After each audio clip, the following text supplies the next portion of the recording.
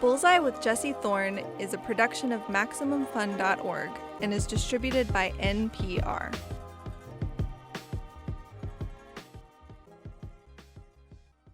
I'm Jesse Thorn. It's Bullseye.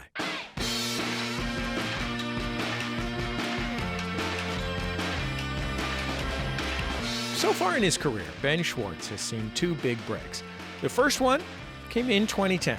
He got a little part on the show Parks and Recreation. He played Jean-Ralphio Saperstein, an underachieving club kid who personified both confidence and chaos. Within a couple years, Ben's character went from a beloved guest star to a genuine sensation. He is in GIFs. He is in clips. Our production fellow Jordan Cowling has told us he is a TikTok meme. And then a couple of years ago, Ben got another big break. This time, it was an opportunity to play one of the most iconic fictional characters of all time, Sonic the Hedgehog. Yeah, that's right. Ben is starring alongside Jim Carrey and James Marsden in Sonic the Hedgehog, the new blockbuster that just hit theaters. It's truly the role of a lifetime. Or perhaps the spin dash of a lifetime. In the film, Sonic comes to Earth. It's hard for me to say this next paragraph because of shame at that last sentence I said. In the film, Sonic comes to Earth from another planet, arriving in a town in rural Montana where James Marsden's character Tom Wachowski lives. Sonic shows up at Tom's home and startles him so badly that Tom accidentally shoots Sonic with a tranquilizer dart. Eventually, the two of them team up and Tom agrees to help Sonic find his rings and save the world from evil scientist Dr. Robotnik, played by Jim Carrey. Let's hear a clip from Sonic the Hedgehog. In this scene, Sonic and Tom are road tripping to San Francisco. They have a fight, and Sonic storms out of the car and is gone for a few seconds when he realizes he has no idea where he's going. So, as I crashed into the cold, dark water of the Pacific, I realized a few things. A, I have no idea where I'm going. B, saltwater stings. C, I shouldn't even be on this planet right now, but I am. Why? Because you shot me. I know. You shot me! All right, I heard you the first time. You don't have to pile it on. Good grief. I'm wet, I'm cold, there's a fish on my head, and clearly I'm not gonna be able to do this on my own.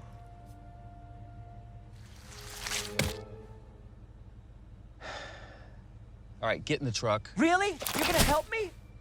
I guess it is a little bit my fault that all this is happening to you. Not a little bit, entirely. It is entirely your Okay, fault. it's entirely my fault. Are you coming? Yes. Road trip? Whoop whoop! Ben Schwartz, welcome to Bullseye. It's nice to have you on the show. Thank you. Lovely to hear your NPR voice, and lovely to see you, Jesse. How are you? I'm well, thank you. Good. Can I tell you an Easter egg? Because you picked a clip that has an Easter egg in it, if you don't mind. So this is that clip. What you just did, that movie's with Jim Carrey, plays Dr. Robotnik. I play Sonic the Hedgehog. And I stole the cadence.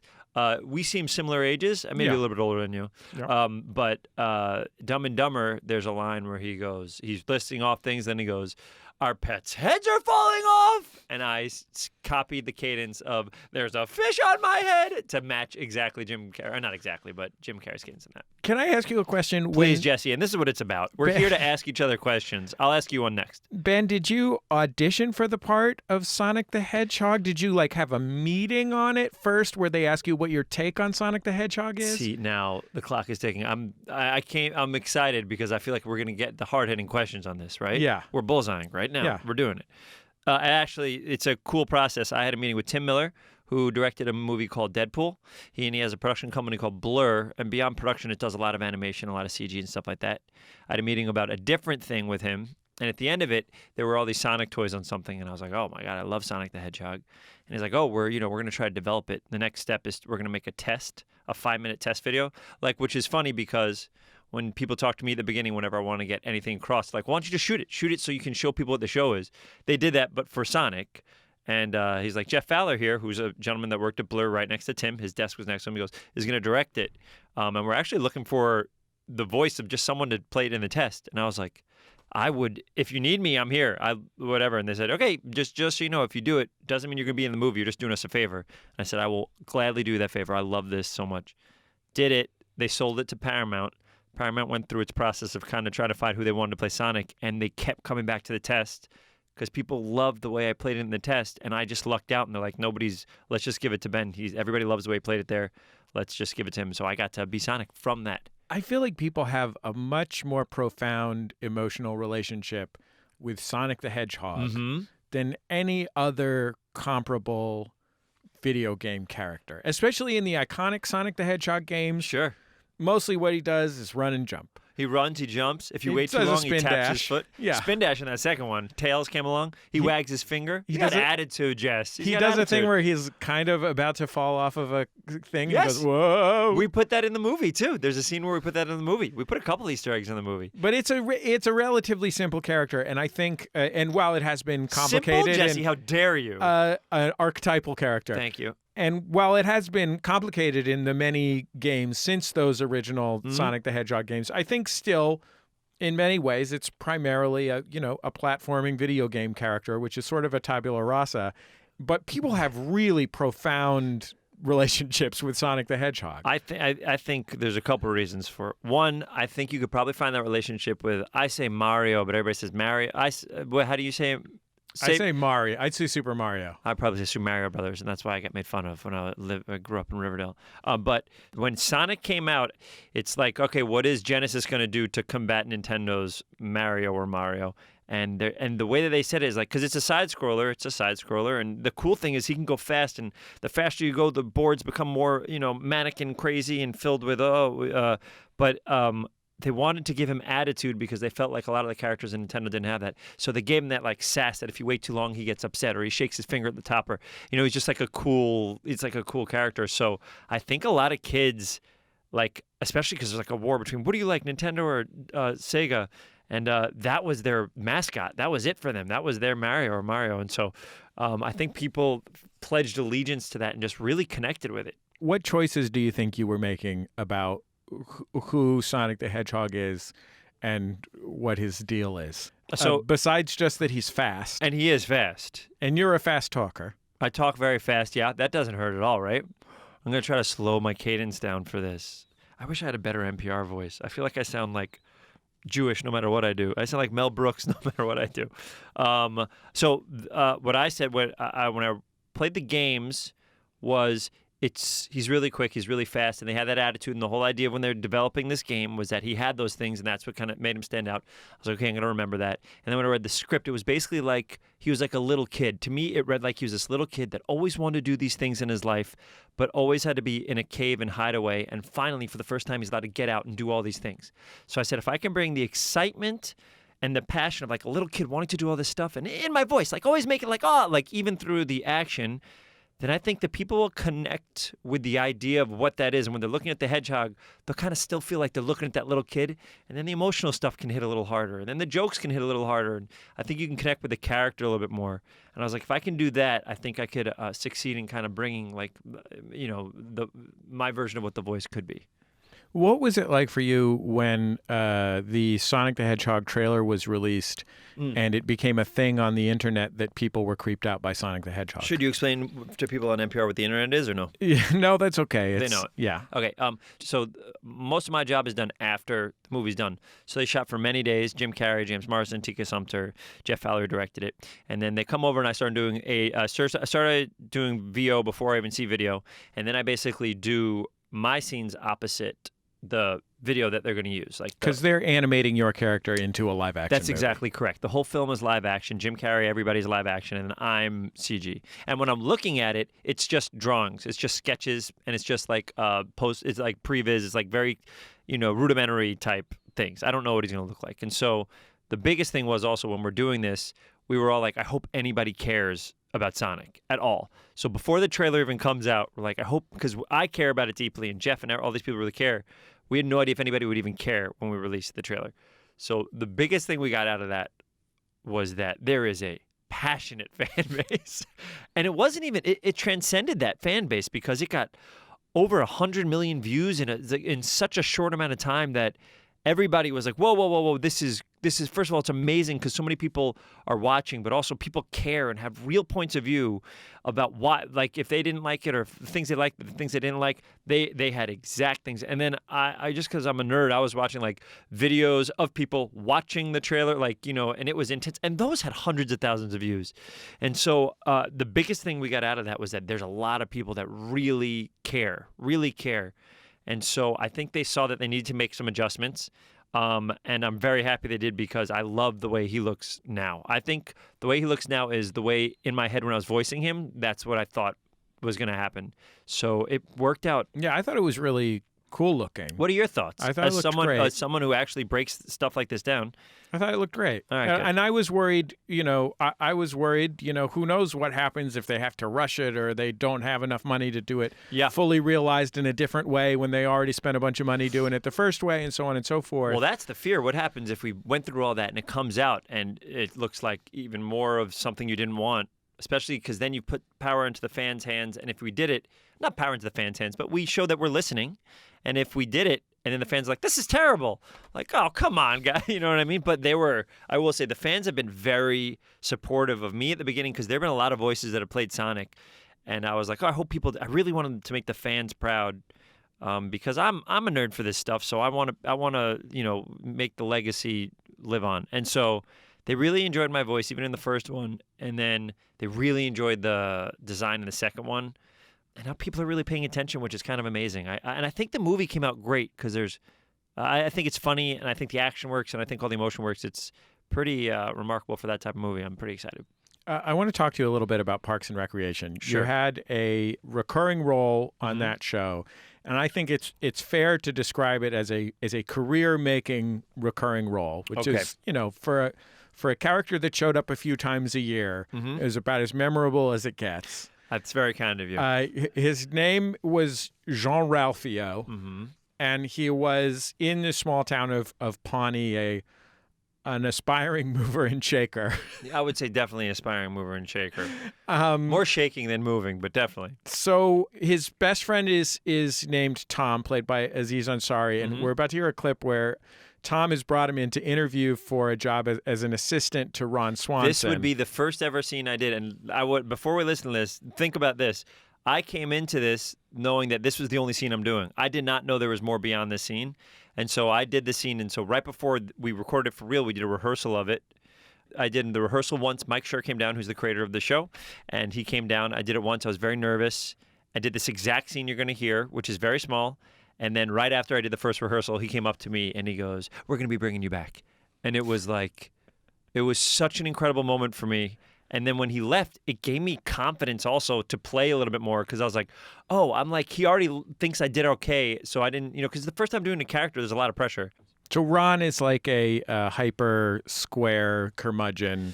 Yes, anti-government meat lover. Yeah. And your character, Jean-Ralphio, sweeps in with all the confidence in the world that he is. Could not be more of an opposite. And if you watch the character arc of this my character, I slowly turned into a cartoon version of myself. So like this is when I was more grounded, and then I started to do really crazy stuff. Let's take a listen. So, Jean-Ralphio, You got him right here. Leave a message after the beep. why do I want you as my assistant? For starters, access to the illest clubs. And that's just for starters. I will work for you. I will be on you 24/7. I'll be like your family. I'm here when you get here in the morning. Sure enough, I'll be there tucking you into bed at night. Don't worry, it's not gay. Do we have questions? I think our only question is, when can you start? Right now, let's do it. Thank you for coming in. We will talk.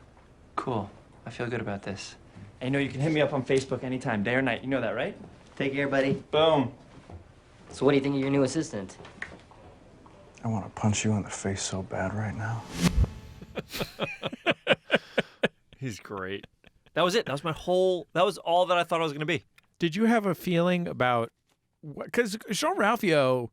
I love how French you make him sound. Jean-Ralphio sounds... He is, I mean, like, basically morally abhorrent. He's probably a bad person. You know what, I always played him, and which Amy had a great response to. I always played him that he always thought he was nailing it. He never thought he did anything wrong. He always thought he was killing it. Anybody watching his life would think that every step along the way, he's nailed it out of the park.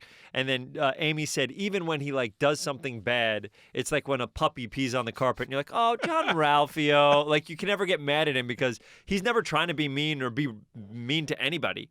He's just he thinks he's doing everything perfectly. Yeah, like ultimately he's more foolish than he is evil. 100%, yeah.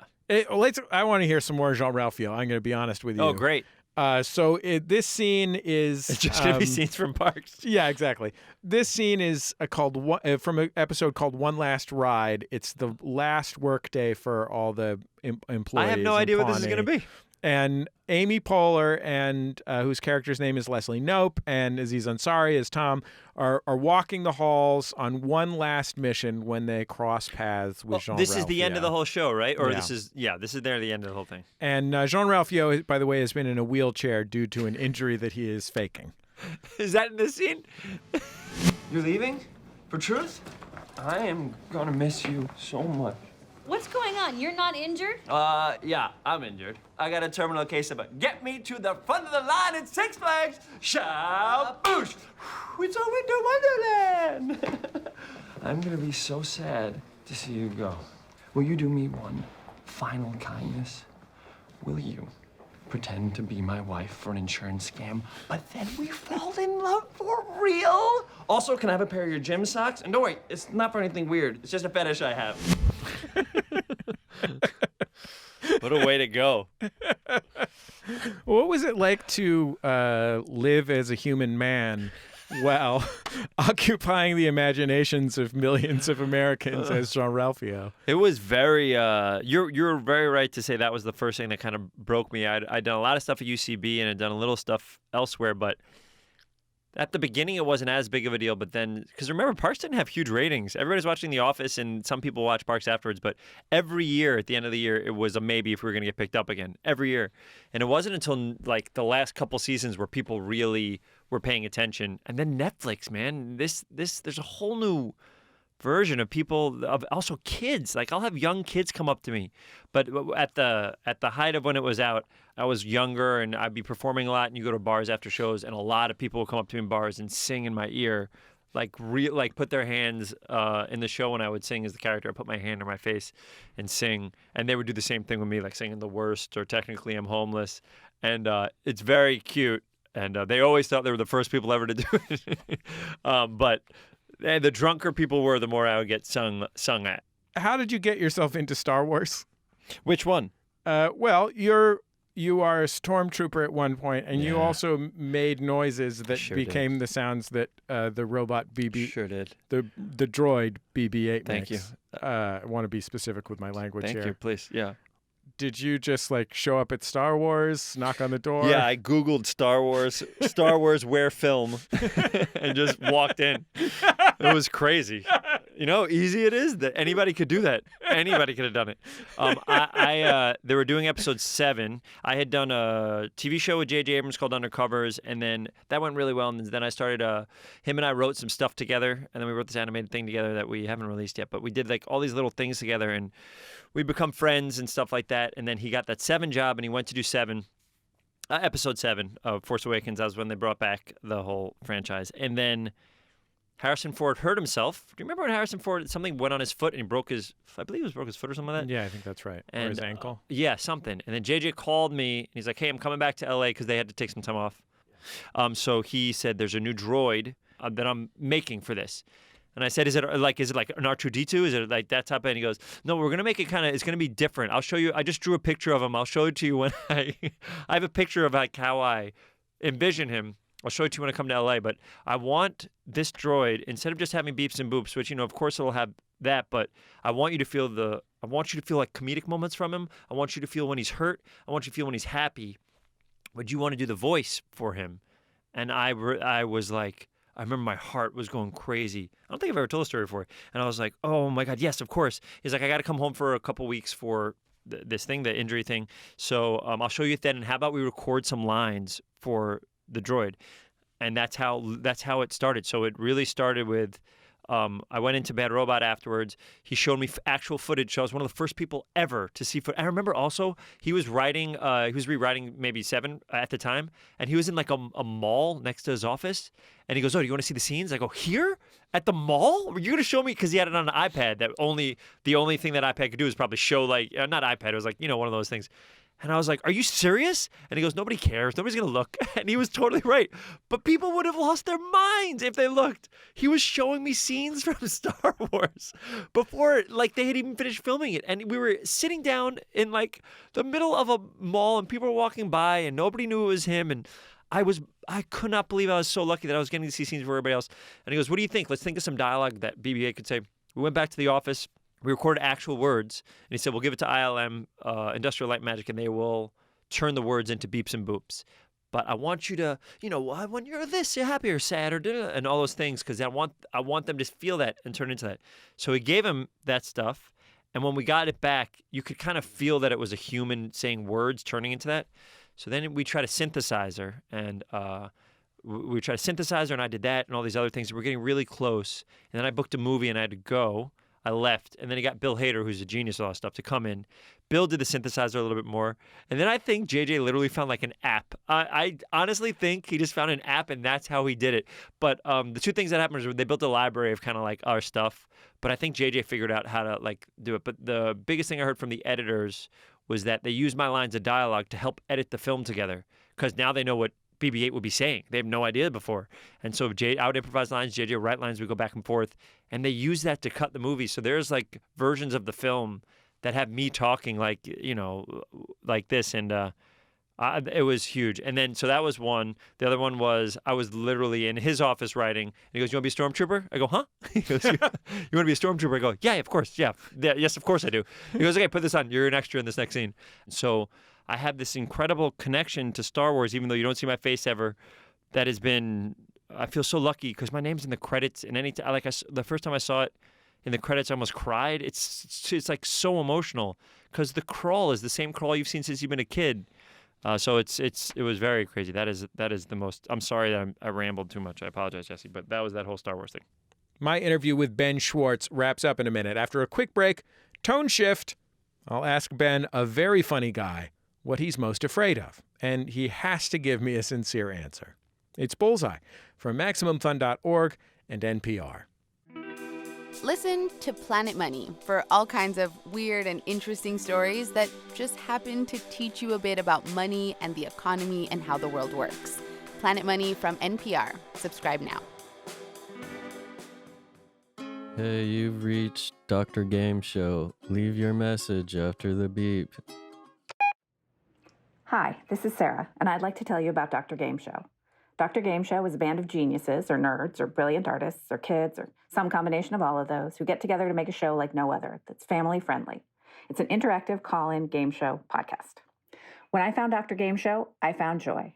I told my friends and family that if they weren't listening, they were wasting joy. I sent them the episodes that made me laugh until I cried, played it for them in the car. They laughed, too. Laughed their butts off. But they still don't listen on their own, so they're wasting joy. And I keep looking for someone to understand me. Maybe it's you. Give Dr. Game Show a listen and find joy. Listen to Dr. Game Show on Maximum Fun. New episodes every other Wednesday. Welcome back to Bullseye. I'm Jesse Thorn. My guest is Ben Schwartz. He played Jean-Ralphio on the TV show Parks and Recreation. You might have also heard his voice on BoJack Horseman, on Animals, or as Sonic, the hero animal in the new movie Sonic the Hedgehog. You play the character Sonic the Hedgehog in the movie Sonic the Hedgehog. Thank you. You're welcome. Thank you very much. It's a popular character with a really passionate fan base that's been developed over decades and alongside the broadening Sonic the Hedgehog mythos. And, something that happens a lot in fan culture is people take works that they really care about and apply them to parts of their own lives through the creation of sort of parallel art. Okay. Do you have such art to show me? So I have some art to show you. And do you really? Because it's a radio show, I will I'll just give you some of the art that's been created around Sonic. Maybe you could just describe it and just tell me I about have not how seen it this, feels. and to be fair, I haven't really seen. I haven't seen this. I mean, this is. Great. I had, I have some video game enthusiasts on my staff here. Great. Breaking news: nerds work at podcasting company. No way. I know, but they had a really good time picking out some of their favorite works of Sonic fan art. So here's one. Okay, okay, I'm going to explain it to you. It is Sonic the Hedgehog, but this is a beefy man. This is a beefy hedgehog. He's kind of yoked. He's yoked, a great term. Yoked, big legs, big stomach, everything. And the text underneath says, "You cannot run from your fears." My assumption is that's a take on maybe that first poster that came out. The first poster that came out, it looked like Sonic had beefy legs, but this is just a gentleman that hits the gym. This is Sonic. This is the version of Sonic that is like doing 2-a-days, really working on his tan and his hair, but he's smiling. You can also, I think, in this picture, feel how much Sonic means to people, that he is inspirational in that way. Thank you, Jesse. Yeah, he's very inspirational. Follow your dreams. It says you cannot run from your fears, but I would say follow your dreams. Okay. This is one of 1,000. He has 1,000 pictures in front of him. Here comes another one. This is a Smurf. This is a Smurf that's dressed like Sonic the Hedgehog. So do you think that Sonic the Hedgehog has a famous sort of mane of quills? Yeah. And the Smurf in that picture has that. Correct. When you say he's dressed as Sonic the Hedgehog, is that like a hat? See, now this is a great question because and by the way, if we really want to get into it, what's underneath those Smurf hats? Littler Smurf. You think that every Smurf has Jesse? Yeah, it's like a Jesse Russian nesting doll. Jesse. Yes, sir. You're telling me that throughout when the property was invented, all Smurfs have had tiny Smurfs underneath their hat that nobody's revealed? It's an Easter egg. Jesse. Yeah. Jesse. For years? Smurfs have been around for decades. Probably 40 years. And the biggest thing about Smurfs is that they don't talk about the tiny Smurf in their head. That's what Smurfs are about. Well, have you heard of subtext? Yeah, of course. Well, that's what's happening. But that's beyond subtext. No, that's not a little secret that they have. This is a river burbling under the surface, just as there's water underneath our feet right now. You'd have to go pretty deep for where we are at this moment. There's a river of truth underneath Smurfs. Ugh. And floating down that river, your nose is bleeding. Your nose is bleeding while you're saying this. Smaller Smurfs. So I guess let me read. That's why the hats are so soft. Let me describe the picture again. So here it's a Smurf with a bigger Sonic hat holding a tinier Smurf. Oh, I got a question, Jesse. Yeah. Is the tinier Smurf wearing a hat? Is this it seems likely to me. Yeah. So, when was the last? Stop, Jesse! Stop. What was the last Smurf you saw that didn't have a hat Jesse. on, Ben? So I got to ask a question. Ben, when was the last Smurf you saw that didn't have a hat on? Riddle me this. Baldy Smurf. It's not a Smurf. Can I ask you a question? Yeah. And this is going to destroy me because I think I know the answer. Okay. What's underneath that tiny Smurf's hat? Do you really want me to say the answer to this? Jesse, I need you to tell me. Ben, you look worried, and I don't know if I should say the answer to this. Jesse, this is my last day before retirement. So there's a big well, they're not big, but a smallish regular Smurf, right? He's got a white peaked hat. Underneath that hat, we've established. There's a smaller Smurf. And that tinier Smurf you're saying is wearing? Also a peaked hat. I got to ask you a question, Jesse. What's underneath the hat? This is like the moment of what's in the box in 7. There's another Smurf. There's another Smurf. Next picture, please. Okay. All right, this is a classic. This is a classic turkey. It's a classic turkey, but this turkey has 4 legs holding itself up, got a very colorful tail, and the head is a zombie Sonic, and it has just eaten. There's blood coming out of its mouth. I mean, I don't know which subreddit did you find these on, and you haven't even given credit to the artist. NPR is pretty good about that stuff.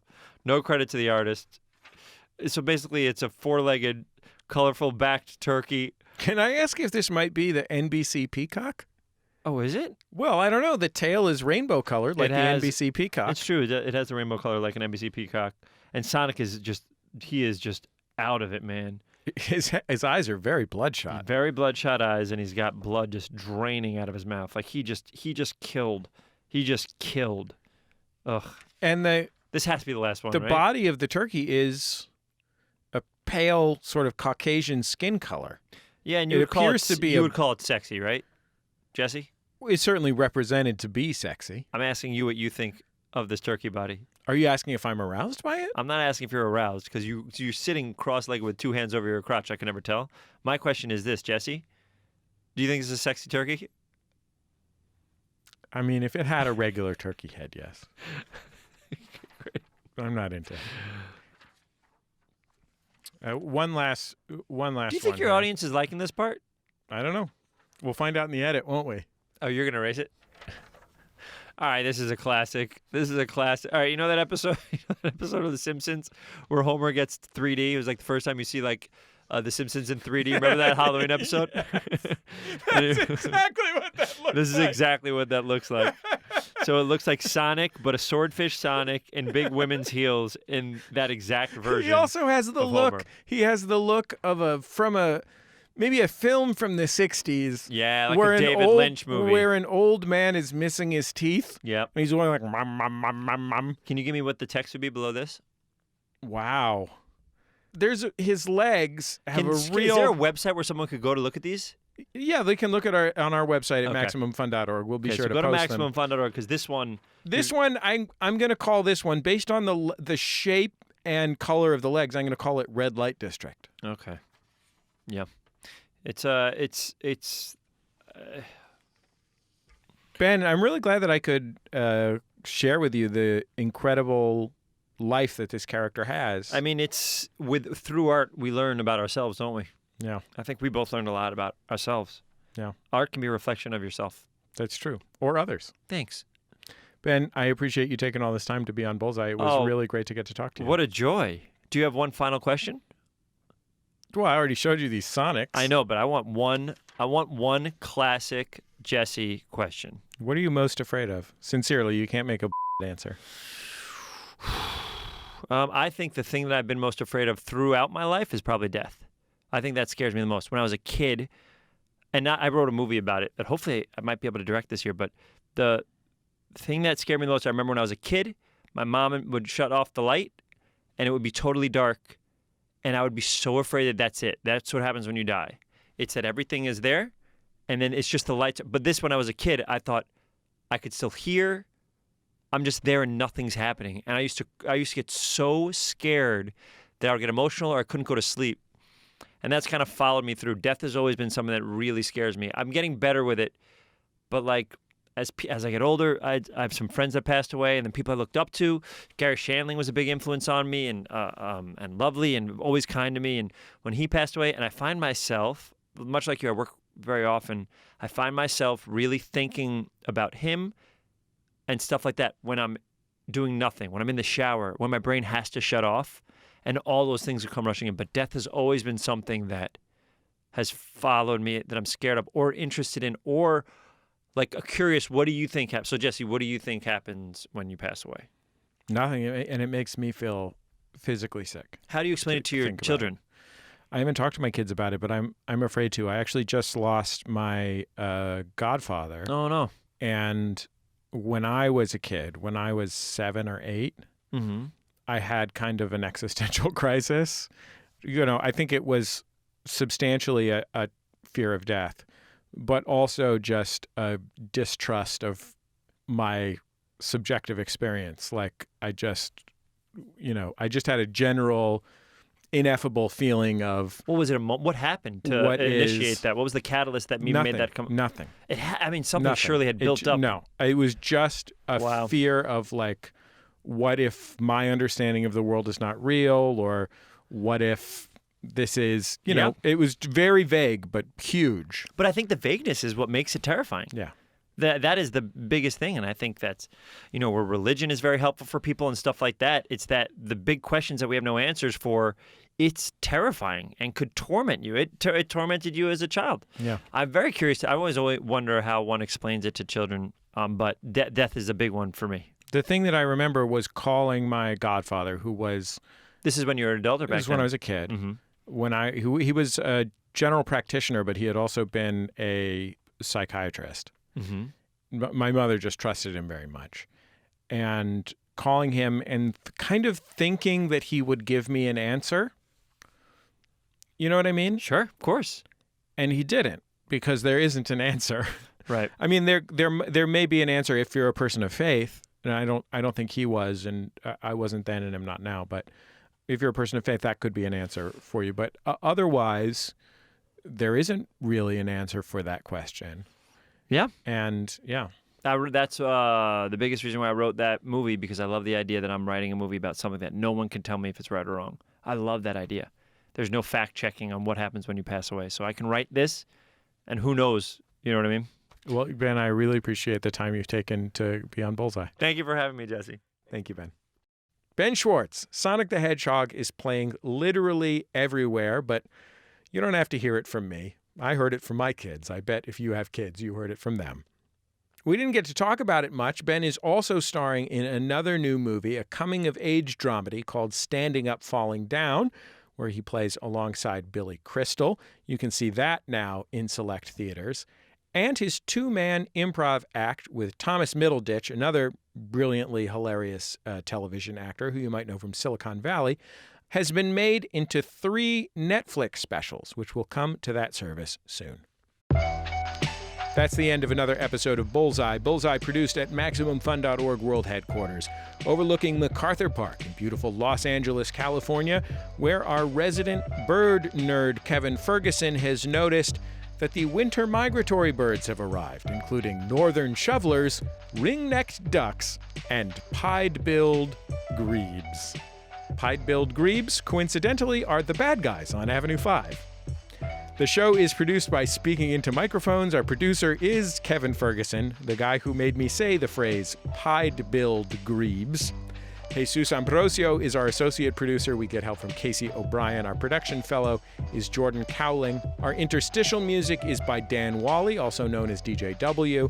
Our theme song is by the Go Team. Thanks to them and their label Memphis Industries for letting us use it. And one last thing, we have recorded a lot of interviews on Bullseye over the years. Why not check out an interview with Parks and Recreation star Nick Offerman? That's a hilarious and insightful one. Okay, that's about it. Just remember, all great radio hosts have a signature sign-off. Bullseye with Jesse Thorn is a production of MaximumFun.org and is distributed by NPR.